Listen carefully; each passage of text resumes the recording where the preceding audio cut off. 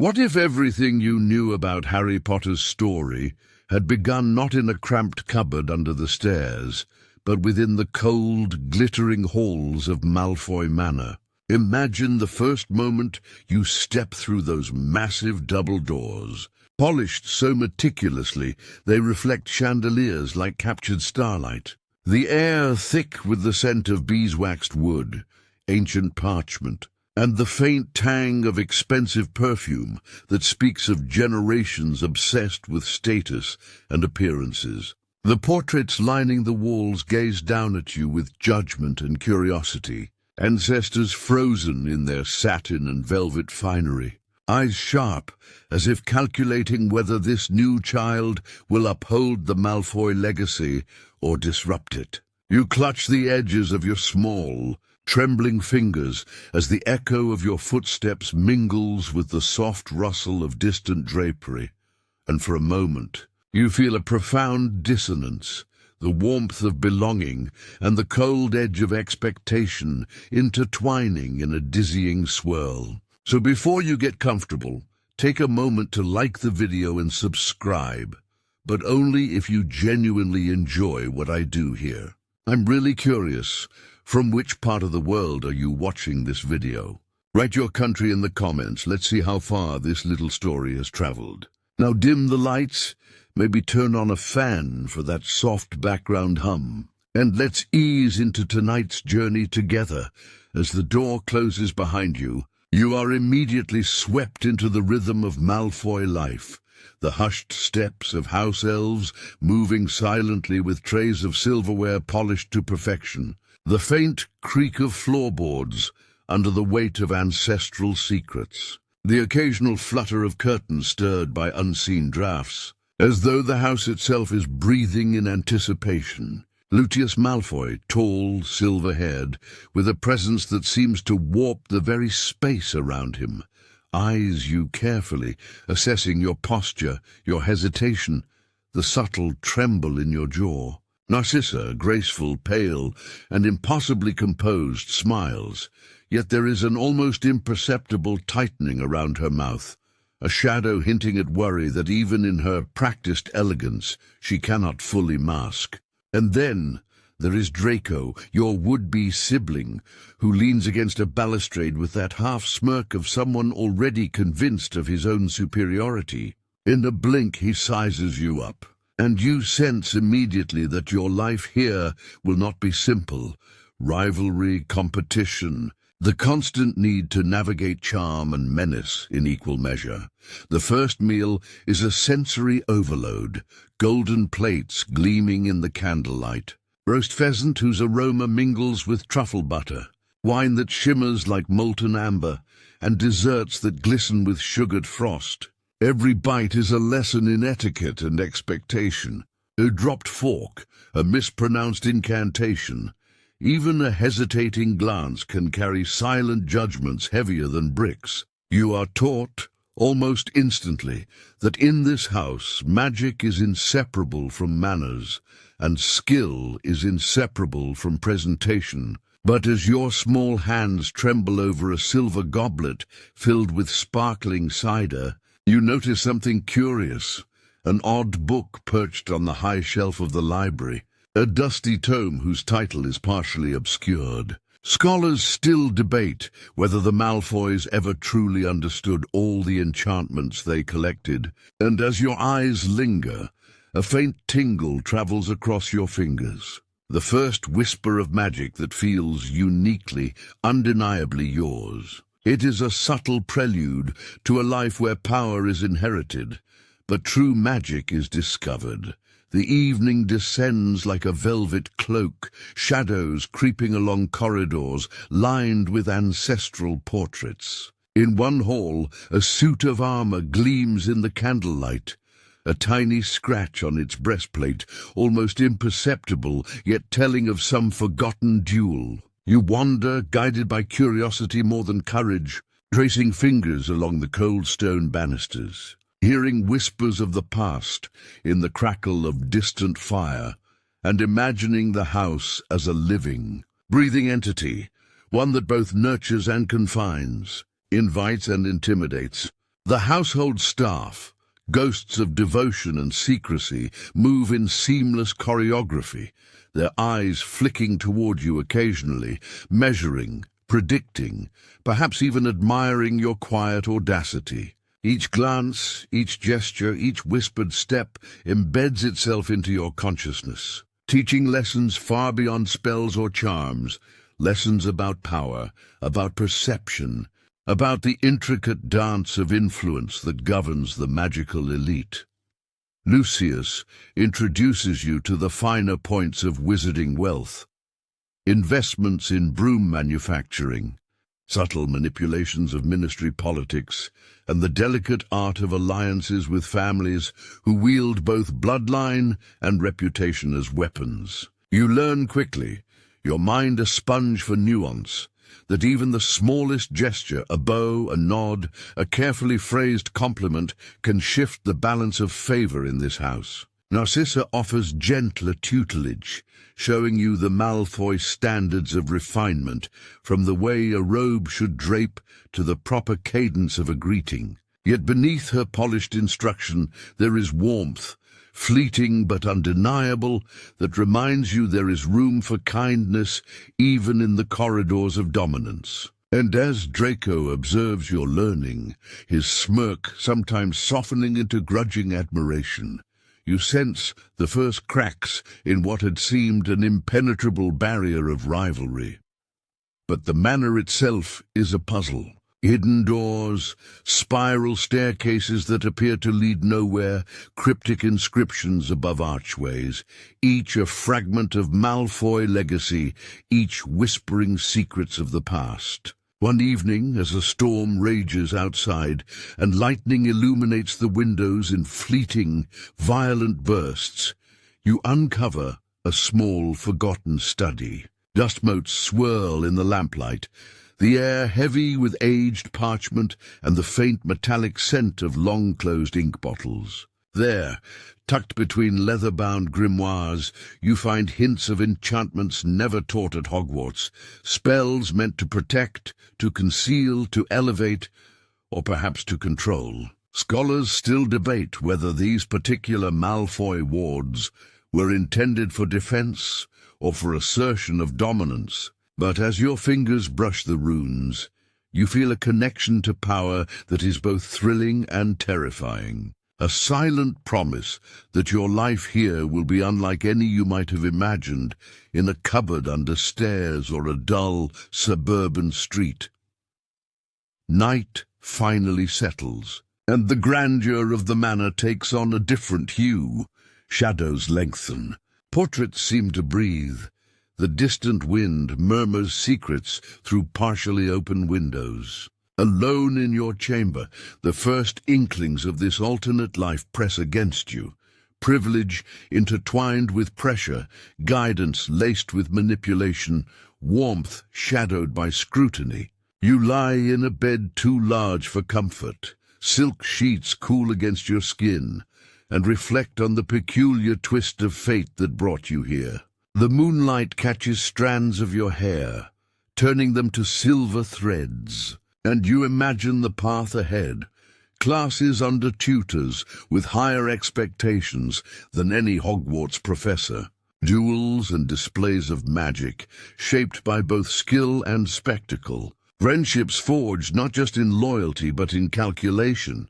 The house itself seems alive with expectation, yet within it, you also sense the infinite potential of choice, the subtle power to define your own destiny, even under the gaze of centuries-old family eyes. By now, the quiet hum of the manor has become a soft, rhythmic lullaby, the distant flutter of curtains, the slow creak of settling wood, the faint echo of dripping water somewhere deep within the foundations. You feel the pulse of Malfoy Manor under your skin, as if the house itself has acknowledged your presence. And in that acknowledgement lies a delicate promise, a life of complexity, of beauty, of danger, and of magic that has always been yours to discover. The weight of expectation, the thrill of opportunity, the quiet sparks of newfound power. They intermingle in your chest, a cocktail of awe and apprehension that will define the coming days, weeks, years. Outside, the storm begins to wane, leaving in its wake the scent of wet stone and pine, the flicker of distant stars beyond the dark clouds, and the sense that the world has shifted ever so slightly, just for you, just at this moment. And so, as your eyelids grow heavy, as the whispering walls and candlelit corridors fade into the soft darkness, you realize that nothing will ever be the same. Not the boy who once slept in a cupboard, nor the life he once knew. Here at Malfoy Manor, every choice, every glance, every quiet step will ripple outward, altering the very course of the magical world. While you, small, newly arrived, stand at the intersection of legacy and destiny, ready to navigate a life that scholars still debate, historians could only dream of, and children like you could never have imagined. The first night ends not with resolution, but with anticipation, the delicate, thrilling edge of what comes next, where privilege, peril, and power intertwine in a tapestry as intricate and beguiling as the house itself. As dawn spills through the towering windows of Malfoy Manor, you find yourself already immersed in the rhythms and subtleties of a life far removed from what you once knew. Draco Malfoy, standing in his crisp robes with that unmistakable air of entitlement, watches your every move with a mixture of suspicion and intrigue, as though your very existence is both a threat and a curiosity. The first moments you share in the breakfast hall are a delicate dance. His words drip with challenge, subtle barbs hidden in polite conversation, and you respond cautiously, discovering that wit and observation may serve as both shield and bridge. Scholars still debate whether Draco's initial hostility stems more from jealousy or from a rigid sense of familial duty. But the effect is immediate and profound.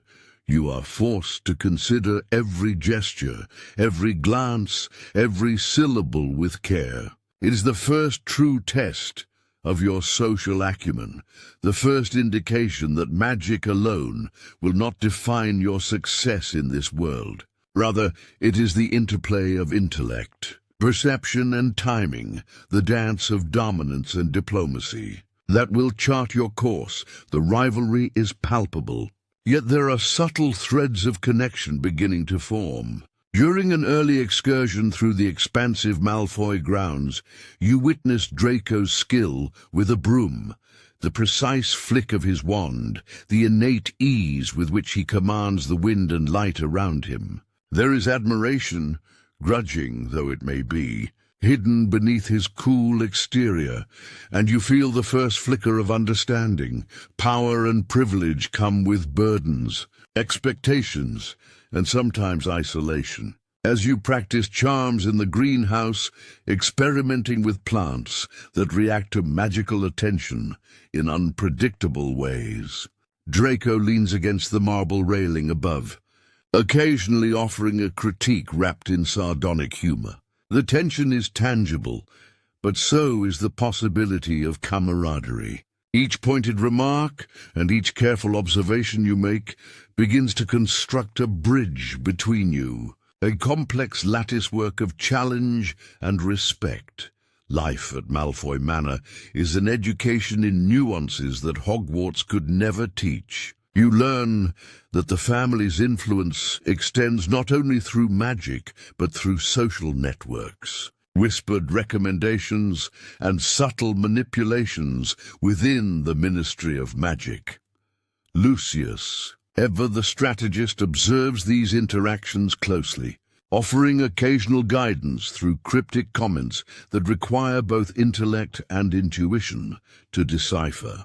Narcissa provides a softer, quieter counterbalance, showing patience when Draco's jabs feel sharper than intended, and providing insight into the subtler, emotional currents that run beneath the surface of family life. Your days are filled with lessons in diplomacy, in controlling appearances, in understanding that a smile or a raised eyebrow can carry consequences as powerful as any spell. Even the smallest mistake, a mispronounced name, a misjudged glance, a poorly timed jest, can ripple outward in ways that test your composure and resourcefulness.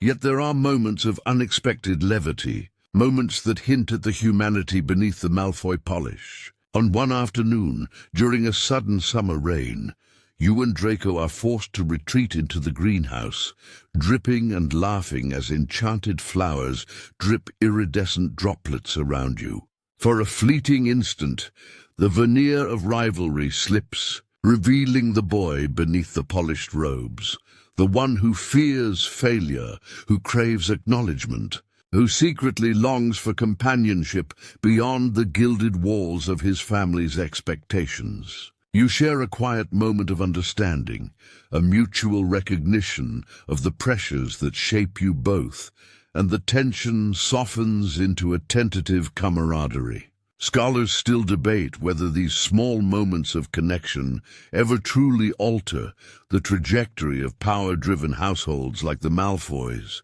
Yet for you, the experience is transformative, planting seeds of empathy and strategy in equal measure. Your lessons extend beyond magical prowess into the intricate web of etiquette that governs the Malfoy household. A misplaced gesture at dinner, a fork resting incorrectly, a napkin not folded to exacting standards elicits subtle corrections from both Draco and the house elves, teaching you that precision and attention to detail are forms of magic in themselves. You discover that social awareness is as powerful as a wand, understanding when to speak, when to remain silent, when to assert dominance or offer deference is an art form honed over generations. During a particularly formal dinner, you notice that a distant cousin, known for her acerbic wit, throws a sharp glance your way when you falter, and Draco's small, almost imperceptible nod of encouragement feels like a silent pact between you. In that fleeting alignment, you sense the beginning of an alliance, a recognition that rivalry can coexist with partnership. That strength is magnified not only through competition, but through careful collaboration, outside the walls of the manor.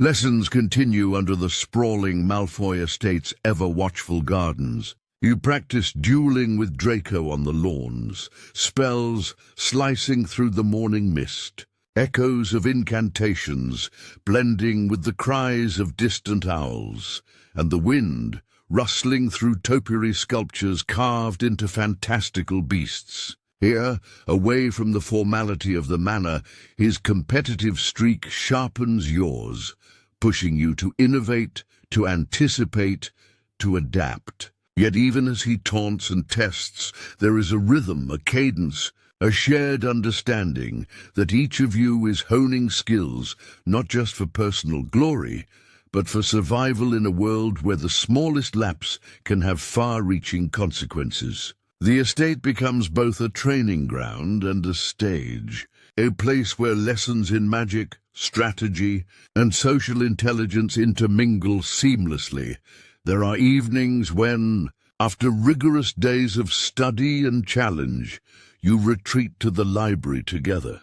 Draco pulls grimoires from high shelves, revealing forgotten spells, strange potions, and enigmatic charms. You notice how the candlelight flickers across his sharp features, softening the harsh lines of entitlement and pride, revealing glimpses of curiosity, intelligence, and even vulnerability. Occasionally, he shares a story from his past, a fleeting memory of his mother's quiet guidance or his father's stern expectations, and in those stories, you recognize parallels to your own experience, the tension between obligation and desire, between legacy and individuality. Scholars still debate whether the Malfoys ever encourage such openness among heirs. But for you, these moments are invaluable.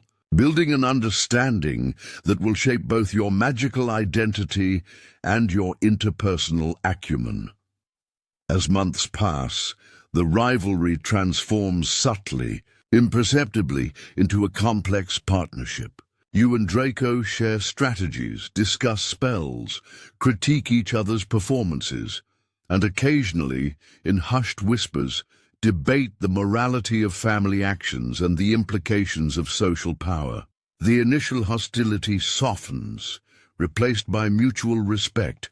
Though competition never fully disappears, it is the lifeblood of your growth within this gilded cage. Even in mundane moments, like walking through the estate's endless corridors or tending the magical plants in the greenhouse, the unspoken dialogue between you both teaches lessons that no textbook or instructor could convey. Magic, privilege, expectation, and personal ambition intertwine in ways that test, challenge, and ultimately shape you, forming a foundation for a life of subtle influence and profound capability. By the end of this section of your life, you begin to sense that the boy who arrived uncertain, overwhelmed, and cautious has begun to emerge with confidence, skill, and an acute understanding of the delicate balance between rivalry and alliance. Draco remains a mirror, sometimes adversarial, sometimes supportive, but always influential, reflecting both the challenges and possibilities of your unique upbringing. Together, in shared triumphs and small setbacks, you navigate the intricate dance of Malfoy family life, where power is measured not merely in magical skill, but in strategy, observation, and the quiet strength to endure scrutiny without losing yourself. The lessons are as much about character as they are about spellwork, as much about perception as they are about prowess, and in them lies the essence of the bond you are forging, a bond that will ripple through the years, shaping not just your relationship, but the very world around you, in ways scholars still debate and magicians quietly marvel at. The early mornings at Malfoy Manor have a rhythm all their own, a precise cadence of footsteps on polished floors, the soft rustle of robes, and the faint, constant hum of magic interwoven with wealth, privilege, and expectation. You wake to sunlight filtering through tall, arched windows, painting the walls with long shadows of ancestral portraits, their eyes seeming to follow every motion, silently recording your posture, your gestures, your very presence. Lucius Malfoy's lessons begin not with spells, but with subtle introductions to influence, whispered conversations with visiting wizards, the delicate art of persuasion, the careful parsing of contracts and agreements, the understanding that power often flows through wealth, reputation, and connections rather than the sheer force of a wand. Each interaction is a study in human and magical behavior, a lesson that even a flick of the wrist or a perfectly placed compliment can ripple outward, changing outcomes in ways invisible yet profound. Scholars still debate the extent to which the Malfoys' financial and social clout influenced key ministry decisions during your formative years. But in your alternate life, these lessons are tangible, immediate, and unrelentingly practical. By mid-morning, you are walking the halls alongside Draco, who demonstrates the intricacies of maintaining the family's status among peers and rivals alike. Every smile, every bow, every subtle glance is carefully calculated. A slight misstep in protocol could alter alliances or provoke disdain from influential families. You observe carefully, learning to read expressions, tone, and body language with precision, realizing that social intelligence is a type of magic all its own. There are afternoons spent in the Malfoy Library, where walls of bookshelves hold grimoires, ledgers, and journals chronicling generations of financial maneuvers, magical inventions, and delicate manipulations of social hierarchies. Here, under Draco's watchful gaze, you study not only the nature of pure blood influence, but also the history of wizarding trade, investments in enchanted objects, and the subtle ways that wealth can be wielded to protect, control, or empower. Quirky details abound. A ledger documenting a centuries-old bet about whether a broomstick could outperform a thestral-drawn carriage. A potion formula designed to preserve rare inks for decades, and a charm to ensure that only the correct heir can open a treasury door. Each discovery sparks curiosity, each lesson sharpens awareness, and you sense the immense responsibility woven into privilege. Narcissa, with her quiet authority, teaches you another dimension of influence, the gentle, persuasive power of reputation and the nuances of perception. She instructs you on the subtleties of appearance, how a robe should drape, how posture conveys confidence or humility, how the cadence of speech can shift listener perception, and couples it with advice on empathy, tact, and observation. One afternoon, she leads you to a greenhouse where rare magical orchids react to subtle variations in tone and gesture. As you practice modulating your voice to coax them into bloom, you realize that communication, nuance, and intent are themselves forms of magic, tools that can shape relationships, sway opinions, and build alliances in ways that raw power cannot. Scholars still debate whether the Malfoys intended to cultivate these softer skills in heirs, or if they emerged incidentally, but the effect on you is undeniable. A growing understanding that mastery over self, over subtlety, and over perception is as crucial as mastery of spells.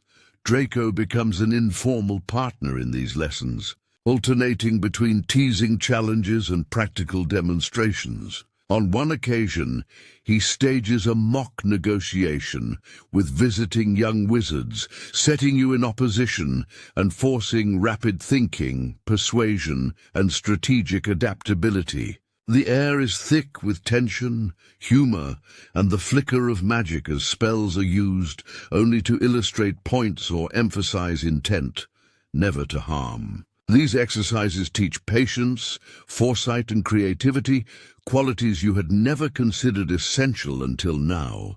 At night, as candlelight flickers across the high ceilings of the manor, you review your successes and missteps, noting the balance between aggression and subtlety, strategy and empathy, observation and action. Even the house elves, who silently move through corridors with trays and brooms, teach lessons by their devotion, discretion, and keen perception of the household's undercurrents, a reminder that power is often exercised by understanding those who are unseen.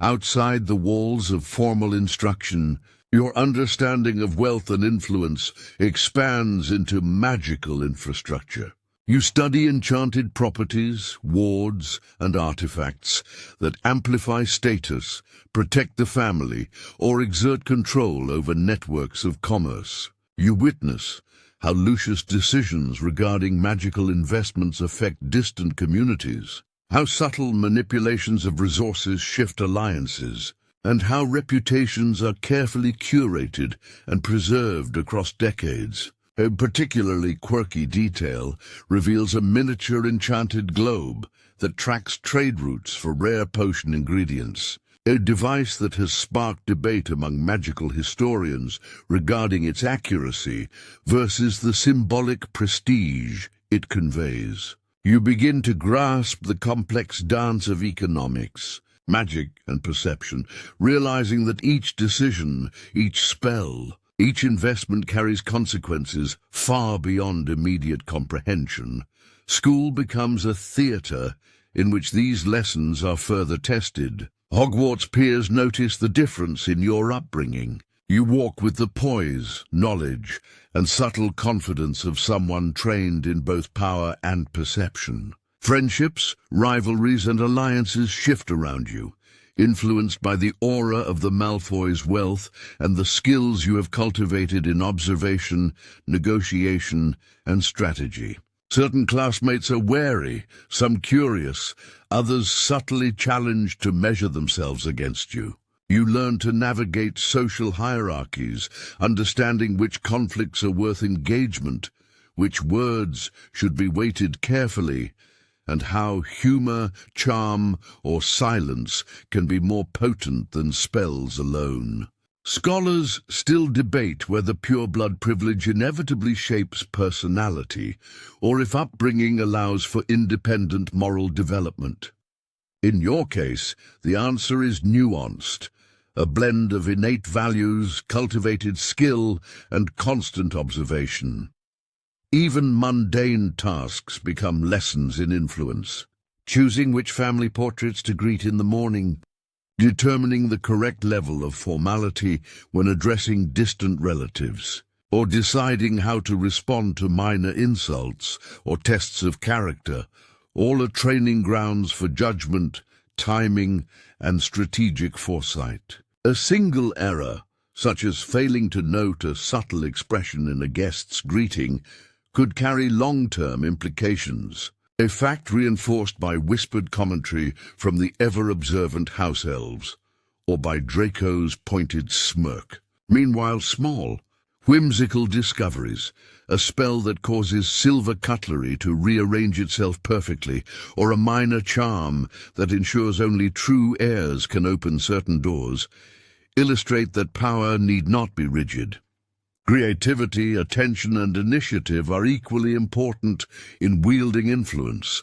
By evening, you have internalized not just the mechanics of wealth and influence, but the philosophy underpinning them, that power is a delicate ecosystem, one where observation, subtlety, and ethical choices intertwine with capability and opportunity. Even in quiet reflection, you notice the interplay of inherited status and personal initiative, understanding that your life, though framed by the Malfoys' legacy, is now a canvas for your own decisions, ambitions, and moral compass. Outside, the estate gardens shimmer under the setting sun, the fountain's waters catching gold and pink hues, magical creatures stirring in their hidden habitats, and a gentle wind carrying both fragrance and possibility through the corridors. You realize that each lesson, each observation, each seemingly trivial interaction is a strand in the intricate web of influence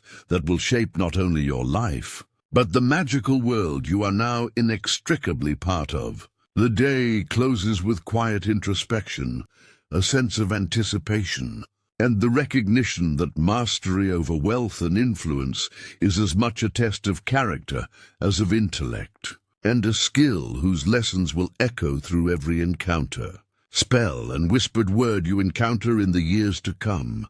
As the days at Malfoy Manor unfold, you begin to notice subtle shifts in your abilities, a latent magic awakening in response to both environment and expectation. What if the magic you had taken for granted, the wand work learned in hurried lessons at Hogwarts, was only a fragment of what could be? Imagine discovering that certain spells feel intuitive, that your hands respond to incantations before your mind fully articulates them, that small gestures cause objects to move or shimmer in ways no previous tutor had anticipated. In the vast candlelit corridors of the manor, you experiment cautiously.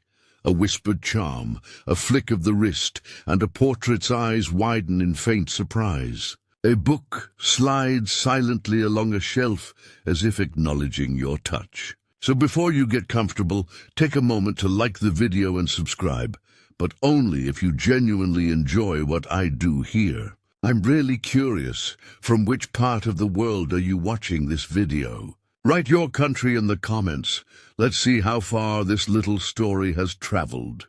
Now dim the lights, maybe turn on a fan for that soft background hum. And let's ease into tonight's journey together.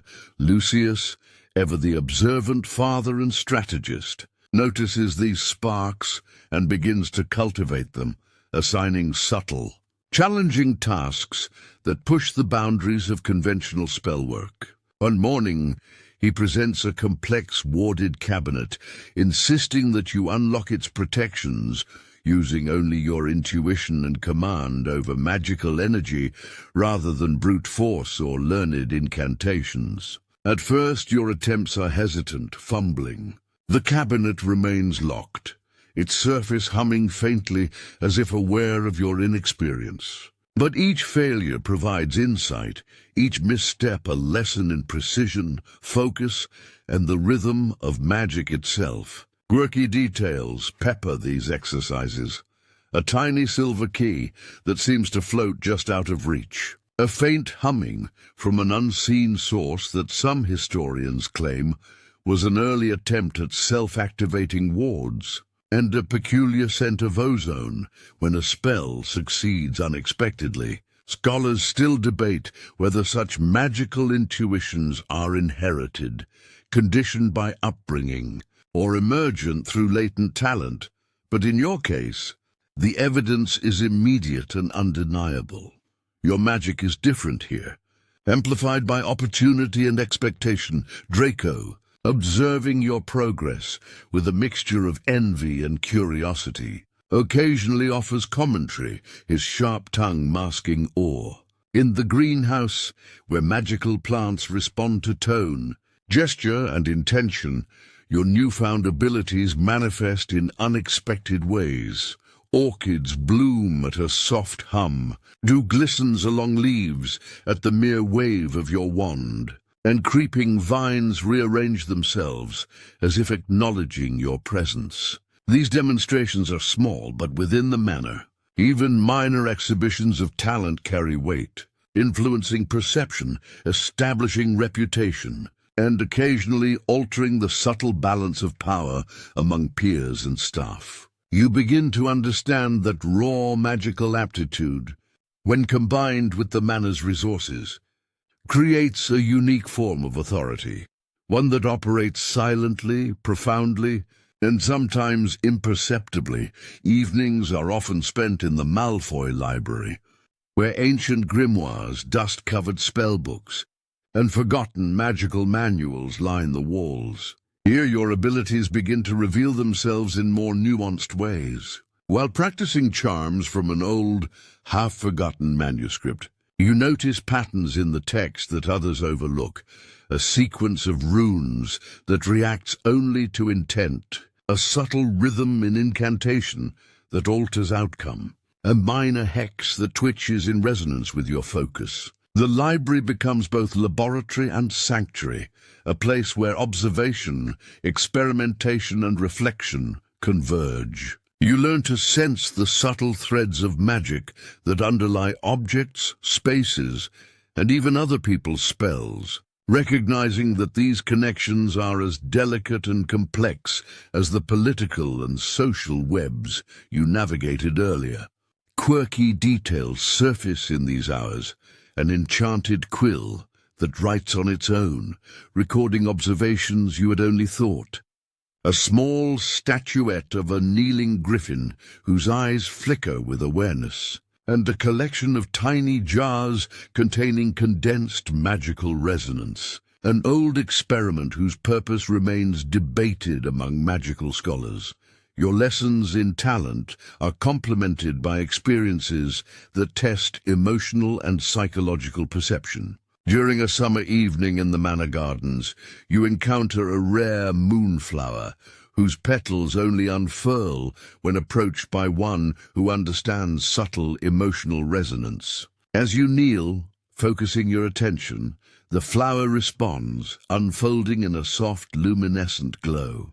Draco watches quietly, occasionally commenting on the method, the intent, and the subtle ways magic interweaves with emotion. These moments teach that magical skill is not merely a matter of knowledge or force. It is also a reflection of awareness, patience, empathy, and intention. The manor itself seems to respond to you in these exercises, as though recognizing potential and guiding development, whispering secrets through drafts, flickering candlelight, and subtle echoes. Scholars still debate whether Malfoy Manor's architecture was purposefully enchanted to cultivate such talents, or if these effects are incidental. But for you, the lessons are tangible and transformative.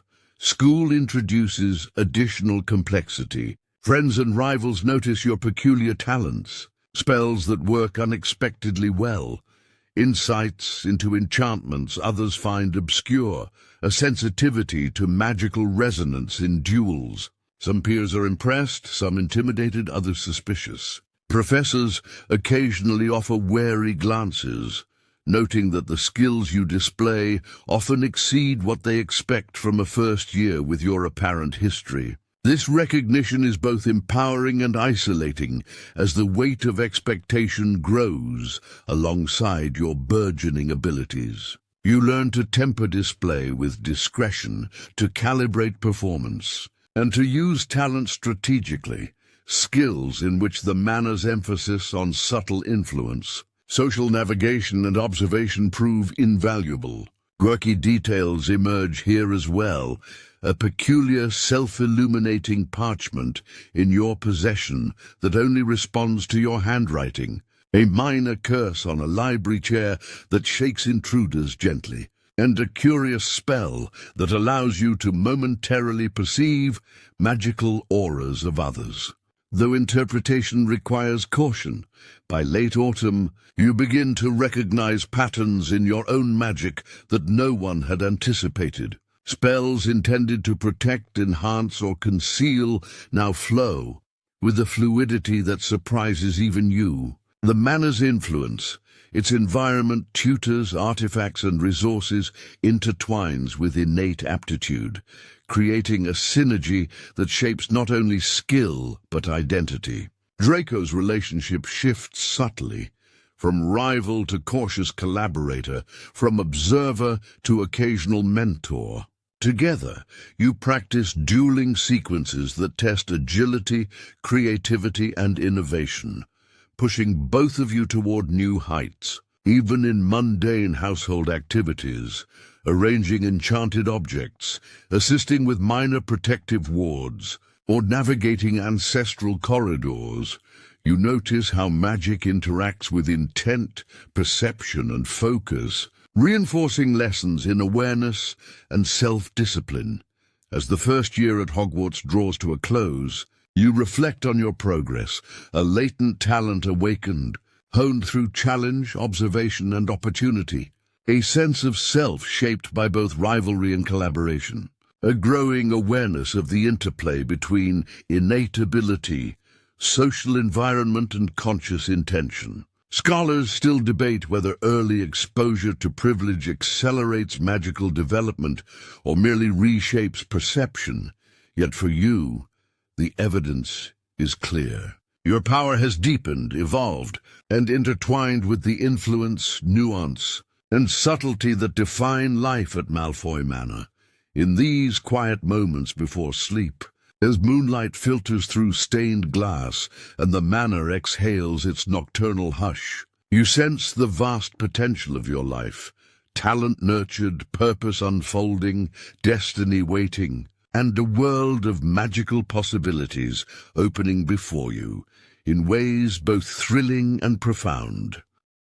Beneath the polished marble floors and golden chandeliers of Malfoy Manor lies a labyrinth of shadowed corridors, hidden chambers, and forgotten staircases, each whispering secrets that only the brave or the curious dare to explore. Imagine slipping past the velvet-draped doorways and descending into the cold stone beneath the estate, where faint candlelight flickers across walls etched with the faded marks of generations long past. So before you get comfortable, take a moment to like the video and subscribe, but only if you genuinely enjoy what I do here.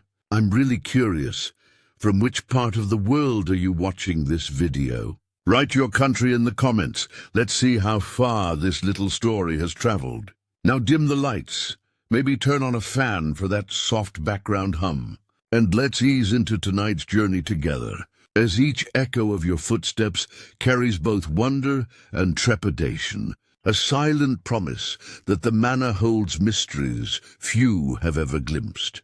Your first discovery is a hidden library, its shelves sagging with dust-heavy tomes and grimoires that smell of old ink, leather, and the faint tang of ozone from protective wards long forgotten. Many of these books contain enchantments the Malfoys never taught, spells whose original purposes are now obscure, strange charms designed to influence perception, preserve secrets, or summon subtle energies that scholars still debate could alter fate itself. A peculiar diary, bound in deep green leather with tiny silver runes, records experiments with elemental magic, controlled storms that ripple over small gardens, wards to redirect minor curses, and charms that respond only to intent rather than incantation. You run your fingers along the spine and feel a subtle vibration, a pulse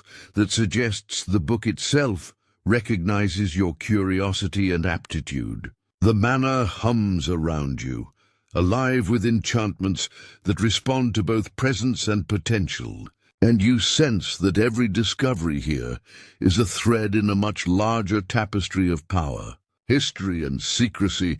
In another corridor, concealed behind a tapestry depicting an ancestral dueling scene, you find a narrow spiral staircase descending into the earth. The air is cooler here, tinged with a faint metallic scent, and you feel a shiver of anticipation as you descend. At the bottom lies a chamber lined with ancestral armor, each piece engraved with protective runes and personal sigils that glint faintly in the dim light. A small, peculiar object, a silver amulet shaped like a miniature phoenix, sits atop a pedestal, humming softly, its magic dormant yet responsive to your presence. Scholars still debate whether such artifacts were meant for protection, inheritance, or display of status, but as you reach out, the amulet warms under your touch, a subtle acknowledgement that your hands are not ordinary, that you belong in these corridors as much as the portraits and furniture that have witnessed centuries of history. Venturing further, you discover an ancient vault hidden beneath the manor's foundations, its entrance concealed behind a false wall. The vault contains artifacts that straddle the line between practical magic and ceremonial pageantry, potion vials sealed with complex sigils, scrolls detailing dueling strategies from centuries ago, enchanted jewelry designed to enhance subtle magical influence, and a small crystal orb that responds to movement, glowing faintly as if recording history in silence. A minor detail catches your eye. One scroll references a duel in 1712 where a Malfoy ancestor supposedly manipulated shadows to obscure their opponent's vision, a story that historians still debate in terms of factual accuracy, but the possibility thrills you, and you realize that the manor's past is alive with lessons waiting to be discovered. Draco occasionally follows you on these excursions, initially skeptical but gradually intrigued, offering occasional insights, pointing out runes, sharing stories of ancestors' exploits, and sometimes teasing in ways that both challenge and encourage your perception. The manor's corridors are not purely academic or historical. Magical phenomena emerge spontaneously, a painting whose subjects subtly shift their gaze to follow movement, a tapestry that seems to ripple with faint wind, though the air is still, a small statue that appears to kneel when approached with respect and straighten when ignored. You realize that the house itself is a participant in your education, a living, breathing entity whose subtle enchantments test judgment, intent, and observation. Scholars still debate the intentionality of these enchantments, whether they were originally protective, ornamental, or experimental, but the effects are undeniable. Every step glance and whisper resonates in a network of influence and power woven invisibly through the manor.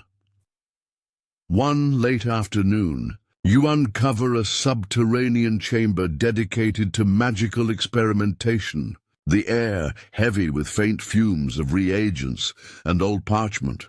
Here lie artifacts of curious design, bottles containing liquids that shimmer with impossible colors, small figurines that twitch when observed, and delicate instruments that appear to measure magical resonance. You attempt a simple spell, waving your wand to illuminate a floating crystal, and are surprised to see it refract light into subtle patterns on the walls, creating a map-like projection that seems to depict the manor itself in miniature.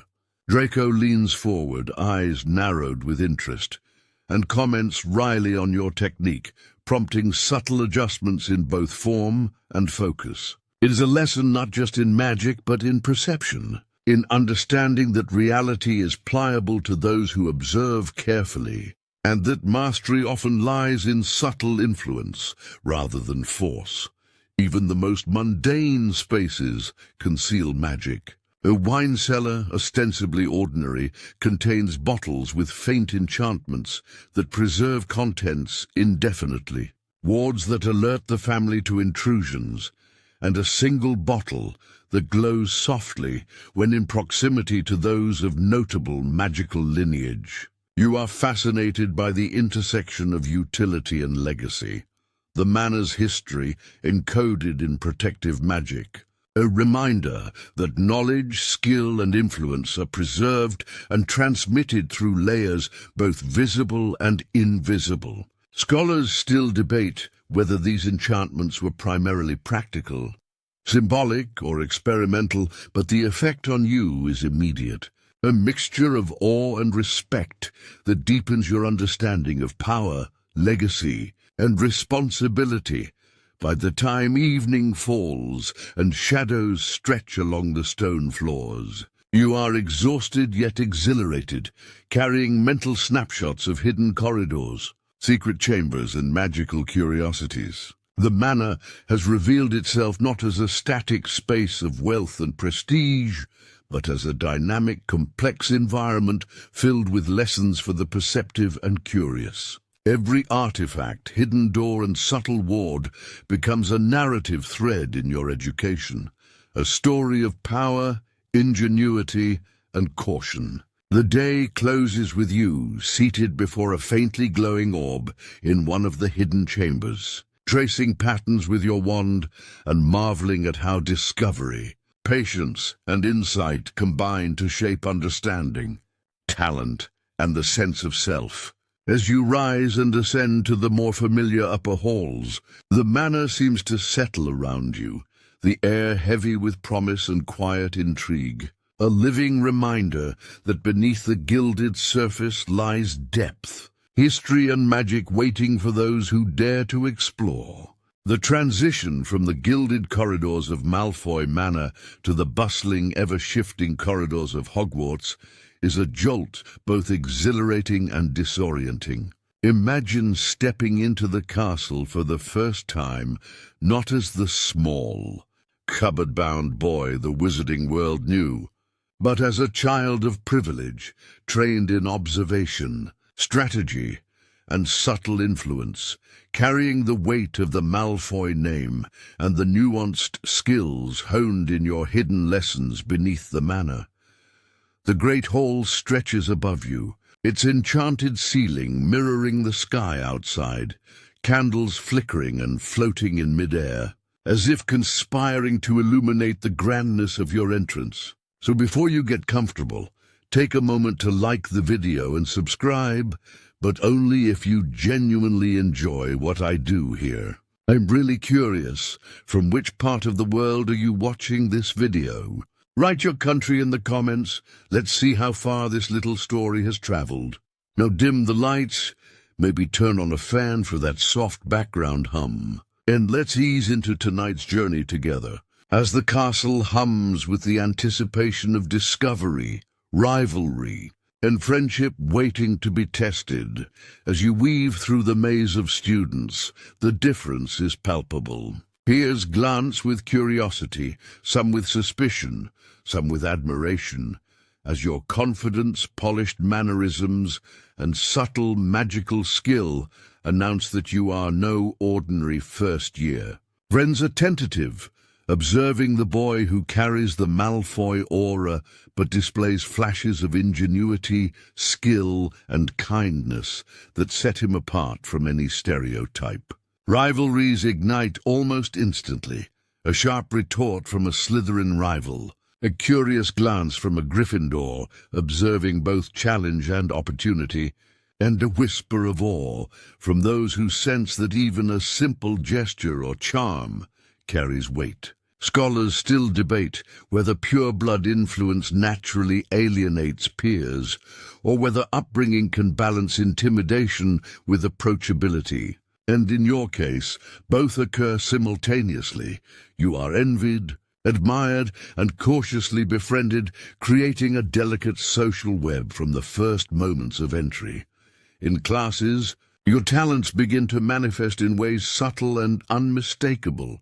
Charms respond to your intent with a fluidity that surprises both classmates and professors. Transfiguration becomes less about rote repetition and more about nuanced manipulation of magical energy. And even the simplest potions reveal your knack for balancing ingredients, timing and concentration with a precision that draws quiet applause. Draco occasionally leans close, offering commentary that is simultaneously teasing and instructive, noting subtle ways to maximize the impact of a spell or adjust posture to enhance focus. Lessons that once seemed abstract or mundane now become arenas for subtle competition and collaboration, each exercise a chance to refine skills, test strategy, and observe human and magical behavior in real time. Quirky details abound. A quill that rearranges its own ink when a spell is mispronounced. A cauldron that shifts slightly if ingredients are added with imperfect timing. And a pair of enchanted goggles that briefly reveal the residual energy of a recently cast charm. Friendships form in curious, unexpected ways. A Ravenclaw with a penchant for arcane theory approaches you, intrigued by your unusual approach to spells and wards. A Hufflepuff, whose empathy extends to animals, finds in you an appreciation for subtleties others overlook. And even a Gryffindor, initially wary of your pureblood background, becomes a reluctant ally in group exercises when your insights prove invaluable. Interactions are never straightforward. Every gesture, glance, or turn of phrase carries potential influence, and you navigate them with the awareness honed beneath the manor's walls. Draco, a constant presence, oscillates between competitive challenge and supportive collaboration, demonstrating that rivalry and camaraderie are not mutually exclusive, and that learning to read nuance is as critical in social situations as it is in magical practice. Outside lessons. The castle itself becomes a landscape for discovery and growth. Hidden passageways, whispered rumors of secret rooms, and enchanted objects offer opportunities to test skill, perception, and wit. You find yourself drawn to corridors others avoid, to staircases that seem to shift unpredictably, and to libraries containing grimoires few dare to touch. Here the intersection of intellect and observation proves essential. A misplaced step can reveal hidden traps. Misjudged curiosity can lead to embarrassment, and a correctly timed spell can unlock wonders unseen by even seasoned students. Scholars still debate whether Hogwarts itself adapts to the students' latent abilities, subtly nudging development, and in your case, every hallway, staircase, and portrait seems alive with potential lessons tailored to your skill, curiosity, and ingenuity. Quidditch offers another arena for influence and skill. From your first practice, it is apparent that your training at Malfoy Manor, attention to detail, awareness of surroundings, and strategic thinking translates seamlessly to flight. Your broom seems to respond instinctively to subtle shifts in balance and intention. Your reflexes, honed in manner exercises, allow for near-perfect dodges and calculated attacks. Teammates are impressed, rivals are challenged, and even Draco, the team captain in this timeline, watches with grudging respect, recognizing that the Manor's education has prepared you for success in ways Hogwarts alone could not. Quirky moments pepper these experiences, a bludger that veers unexpectedly, a cheering crowd whose enthusiasm subtly influences magical resonance, and a whistle spell designed to harmonize movement among players. The social complexities deepen as interactions with professors add both challenge and opportunity. Each lesson, critique, and observation becomes a chessboard for influence, requiring tact, attentiveness, and the ability to anticipate outcomes. History of magic lectures, for instance, illuminate not just spells and events, but strategy, foresight, and moral consideration. During one session, a particularly obscure reference to the Goblin rebellions sparks a heated discussion.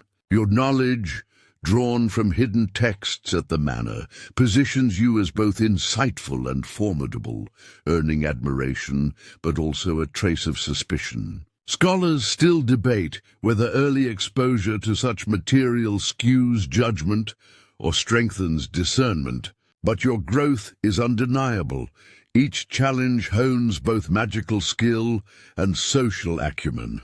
By the end of the first term, the boy who arrived with polished manners, latent magical talent, and a keen awareness of social nuance has begun to carve a unique space within Hogwarts. You navigate friendship, rivalry, and influence with a precision and subtlety that astonishes peers and mentors alike. Draco, initially the rival whose every glance threatened judgment or disdain, has become a collaborator whose challenges and commentary sharpen skill and insight. Every lesson, interaction, and observation reinforces the understanding that influence extends far beyond magic alone. It encompasses empathy, strategy, perception, and discretion. And in quiet reflection, as you lie in bed listening to the hum of the castle, the distant hoot of an owl, and the faint rustle of enchanted tapestries, you recognize that Hogwarts is not merely a school, but a living, a breathing laboratory for testing all you have learned at Malfoy Manor. The interplay of talent, perception, strategy, and human connection.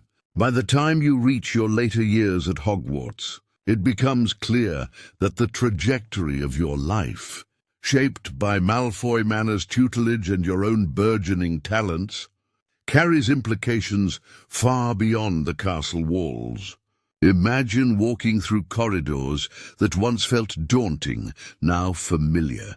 Each portrait and enchanted object acknowledging your presence, each step echoing the lessons of strategy, observation, and influence learned in both grand halls and secret chambers. So before you get comfortable, take a moment to like the video and subscribe, but only if you genuinely enjoy what I do here.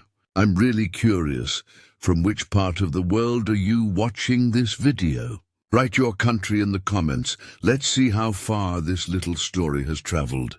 Now, dim the lights, maybe turn on a fan for that soft background hum, and let's ease into tonight's journey together as your choices begin to ripple outward, subtly reshaping the magical world in ways both profound and unexpected. News from the wizarding world reaches you with unusual immediacy. You see how the subtle cultivation of perception and influence affects outcomes once taken for granted. Your decisions, interactions, and alliances reverberate in both subtle and dramatic ways. During a meeting in the Ministry of Magic's halls with Lucius and other influential families, you observe firsthand the power of persuasion, reputation, and timing, realizing that even minor choices, how a phrase is spoken, which recommendation is made, which ally is subtly favored, can alter policy, protect communities, or shift the balance of power. Scholars still debate the long-term effects of social manipulation in wizarding politics, but in your experience the results are tangible. Doors open where none existed before, whispers of support follow your movements, and subtle shifts in favor accrue almost imperceptibly. The friendships and alliances formed at Hogwarts, filtered through the lens of your upbringing and talent, position you to affect events on a broader scale. Collaborations with peers become strategies that blend magical prowess with social foresight. A carefully orchestrated duel, a collaborative potion project, or a discussion in the library can shift perceptions, build loyalty, or discourage opposition. Draco, once rival and now ally, shares insight into the intricacies of negotiation, conflict, and mutual advancement, demonstrating that influence is strengthened through collaboration as much as through skill. Quirky moments punctuate these interactions, an enchanted quill that records intention rather than words, a miniature crystal that reacts to emotional resonance during debate, and a portrait of a long-dead ancestor whose eyes seem to subtly follow choices being made. These seemingly minor phenomena illustrate that the magical world, much like the Manor and Hogwarts, responds to perception, initiative, and subtlety in ways that are both instructive and profound.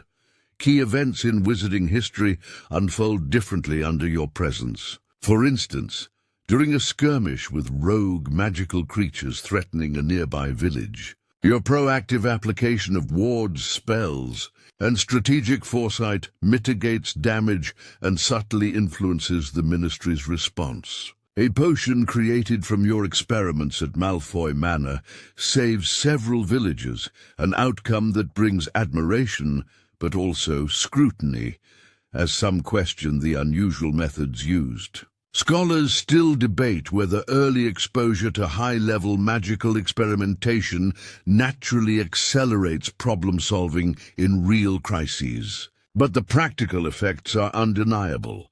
Lives are preserved. Reputations shift and precedent is quietly set. Your understanding of power, responsibility, and influence ensures that outcomes are guided by both ethics and skill, a rare combination among the wizarding elite. At Hogwarts, even ceremonial events become platforms for subtle influence. Feast days, dueling tournaments, and house competitions provide arenas to exercise diplomacy, strategy, and timing.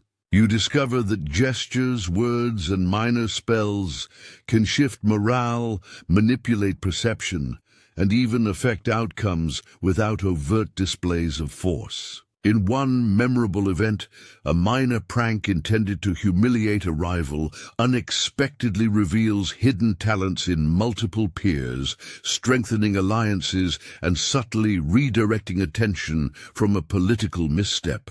This incident, while minor, becomes a turning point in social understanding and demonstrates the nuanced interplay of observation, foresight, and magical skill. Quirky details emerge. A bewitched cake that distributes frosting based on intent.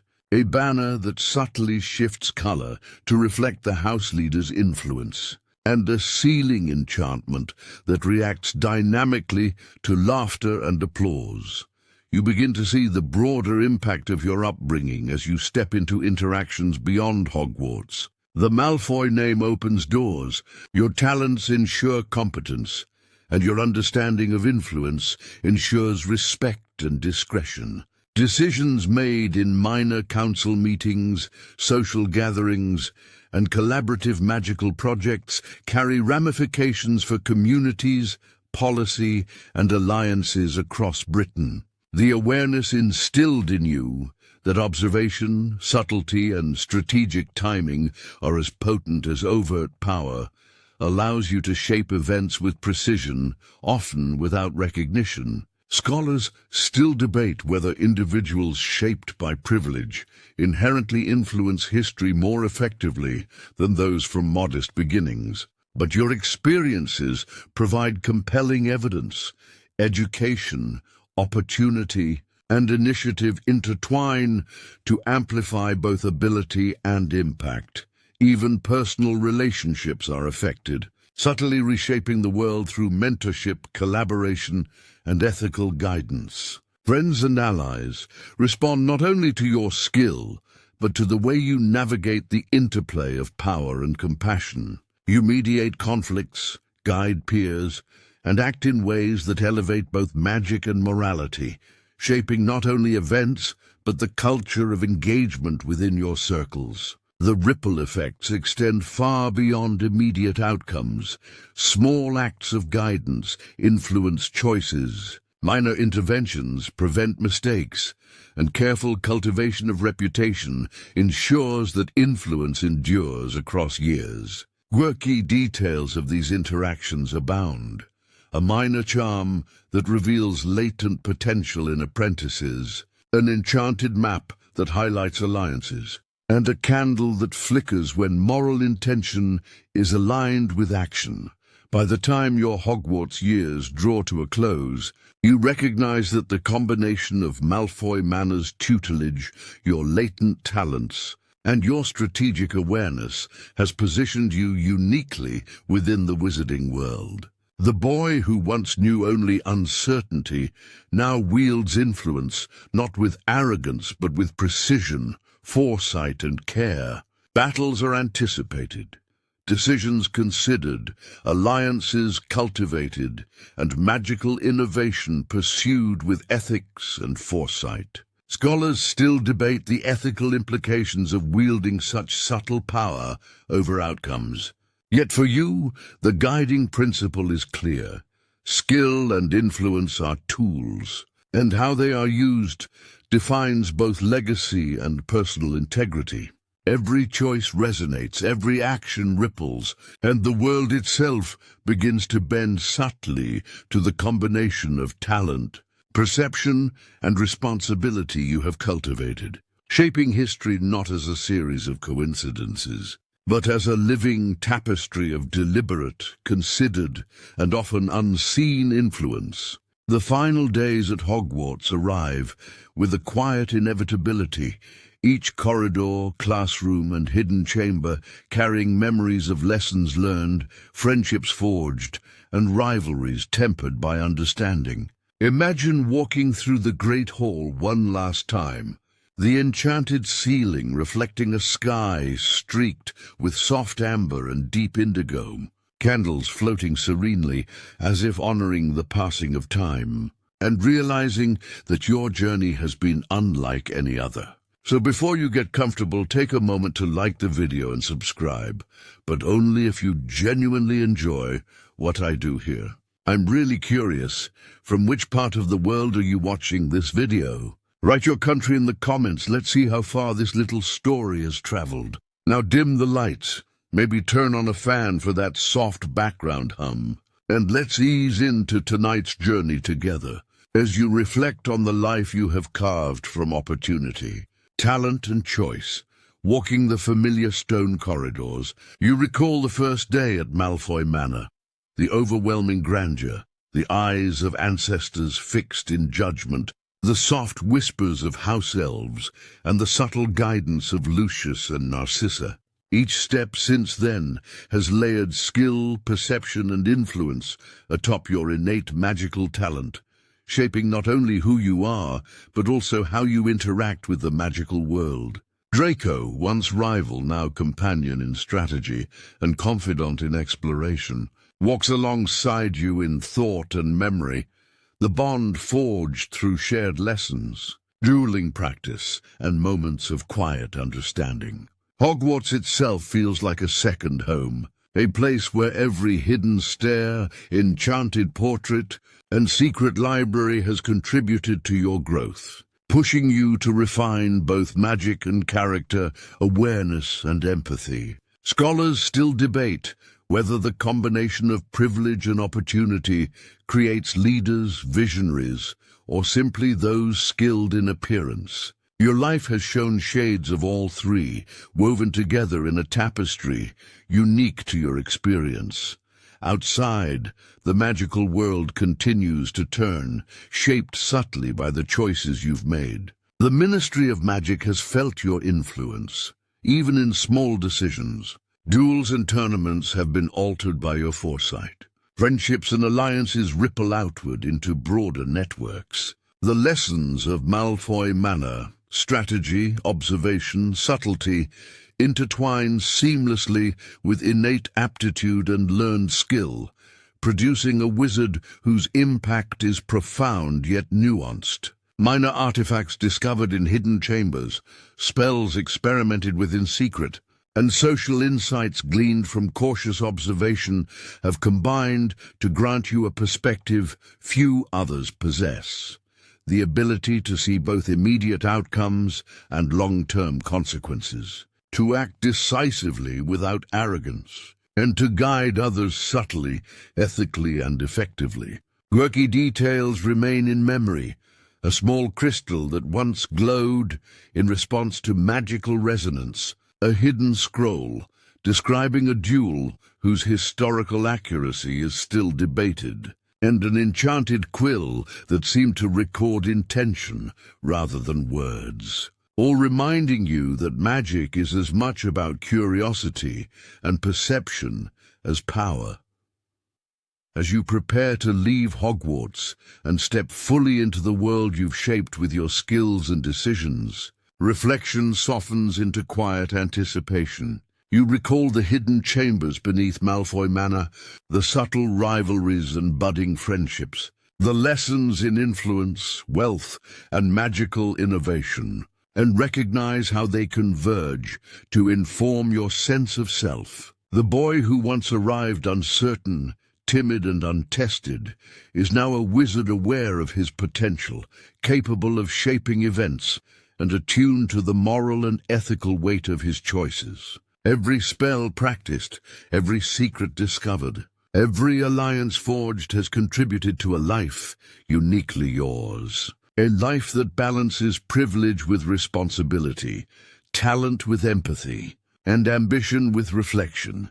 In the final, soft moments, as evening descends and shadows stretch gently across the castle grounds, you sit quietly in a familiar chamber, the hum of the castle around you, and breathe in the culmination of years filled with discovery, challenge, and growth. The wind rustles softly through nearby trees, carrying a faint scent of pine and parchment, and the distant hoot of an owl punctuates the tranquility. Memory and anticipation intermingle, faces of friends, lessons of family, spells learned and mastered, secrets uncovered, and a future teeming with potential.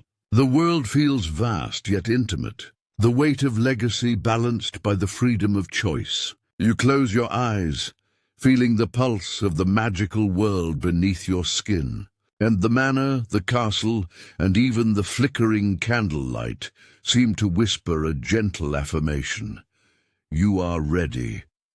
The soft wind down continues as the story fades into quiet reflection, stretching over the next 300 words.